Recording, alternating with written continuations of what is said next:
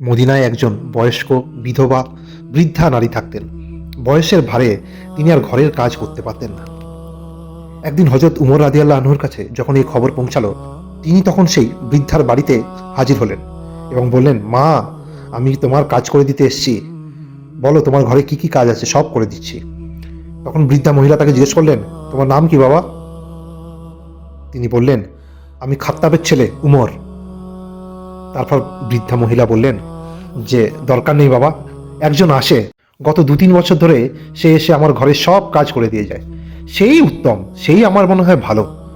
এ কথা শুনে হযরত উমর জিজ্ঞেস করলেন যে, কাজ তো সেও করবে, কাজ তো আমিও করব, আপনি কাজ না দেখেই বিচার করলেন যে সেই উত্তম?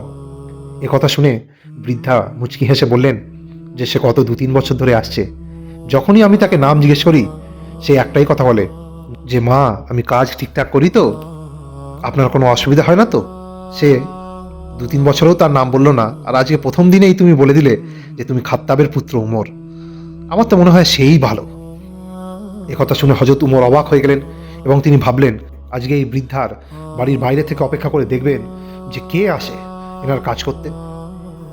অপেক্ষা করতে করতে যখন রাত হয়ে গেল, তখন দেখলেন খালিফাতুর রাসূলুল্লাহ হযরত আবু বকর সিদ্দিকী রাদিয়াল্লাহু আনহু তার জুতা দুটো নিজের বগল দাবা করে তিনি এসে বৃদ্ধার বাড়িতে উপস্থিত হলেন এবং ধীরে ধীরে বৃদ্ধার বাড়িতে ঝাঁট দিলেন, তার বাসন কাসন পরিষ্কার করলেন, তাজা খেজুর তাকে দিলেন, তার জন্য দুধ ঢেলে দিলেন এবং সমস্ত কাজ করে তিনি যখন ঘরের বাইরে বেরোলেন, তখন হযরত উমর রাদিয়াল্লাহু আনহু তার সামনে গিয়ে দাঁড়ালেন এবং বললেন যে, সত্যি আবু বকর, তোমার কোনো তুলনা নেই, তোমাকে যত দেখি তত অবাক হয়ে যাই, আল্লাহর অনেক অনেক নিয়ামত তোমার ওপর।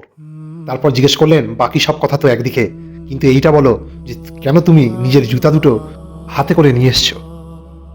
সেই কথা শুনে আবু বকর সিদ্দিকী জবাব দিলেন, জুতা পরে আসলে আওয়াজ হয়, আওয়াজ শুনলে লোক জানাজানি হবে এবং আমি লোকের কাছে নাম কামাতে চাই না। এটা শুধুমাত্র আমার এবং আল্লাহ তাআলার ব্যক্তিগত ব্যাপার ছিল, যেটা আল্লাহ তাআলা আজ তোমাকে জানিয়ে দিলেন।